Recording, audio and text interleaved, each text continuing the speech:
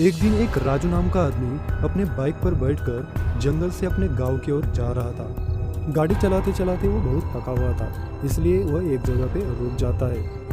तभी वह सोचता है कि मैं यहाँ थोड़ी देर रुक जाता हूँ और मैं फिर गांव लौट जाऊँगा। तभी उसे एक पेड़ के पास दो आदमी दिखाई देते हैं। उन्हें देखकर वह पेड़ के पास छुप जाता है। वह दोनों चोर लुटा हुआ पैसा धन दौलत उस पेड़ के नीचे छुपा रहे होते हैं। उन्हें देखकर राजू कहता है ये तो चोर है। तभी वो दोनों चोर वहां से निकल जाते हैं।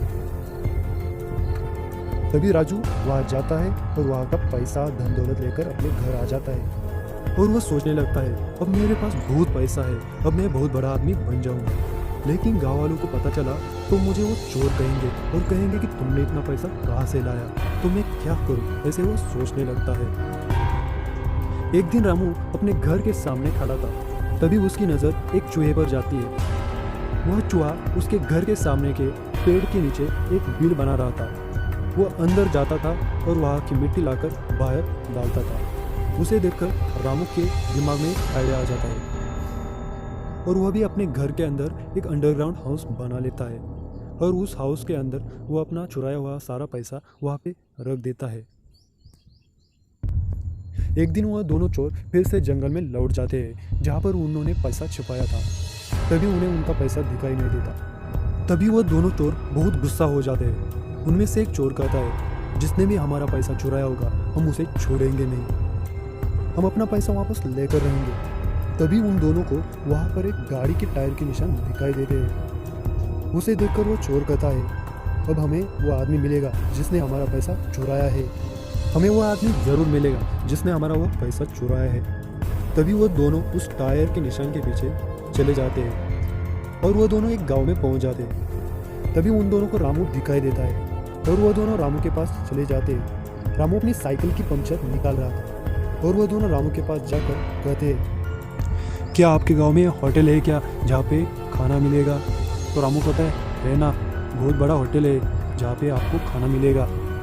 तभी वो एक चोर कहता है हमें भूख लगी है, क्या हम हमें बता सकते हैं कि होटल कहाँ पर है? तभी रामू कहता है आप इस रास्ते से आगे जाओ, वहाँ पे आपको होटल दिख जाएगा और आप खाना खा सकते हैं। तभी वह दोनों वहाँ से जाने लग जाते हैं। तभी उनकी नज़र रामू की गाड़ी पर पड़ जाती है और वो दोनों चोर कहते हैं इसने ही हमारे पैसे चुराए हैं और वो दोनों चोर वहाँ से निकल जाते हैं।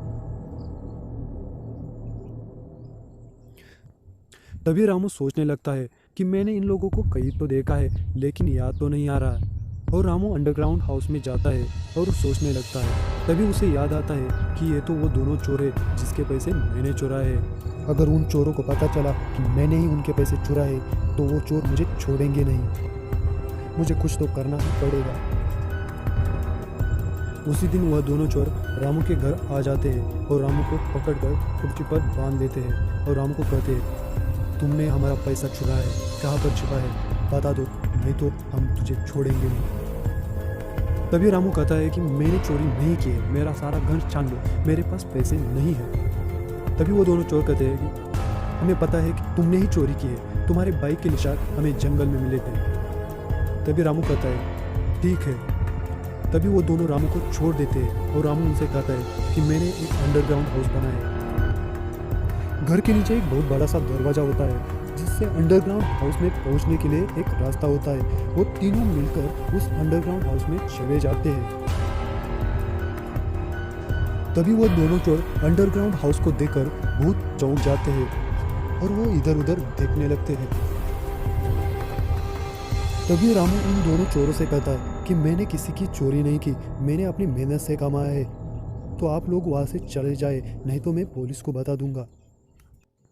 तभी वो दोनों चोर कहते हैं ठीक है, आज हम दोनों तुझे छोड़ रहे हैं क्योंकि तुम एक शरीफ आदमी हो। और वो दोनों चोर वहाँ से निकल जाते हैं और रामू अपने अंडरग्राउंड हाउस के सूर्य पर निश्चित होकर बैठ जाता है।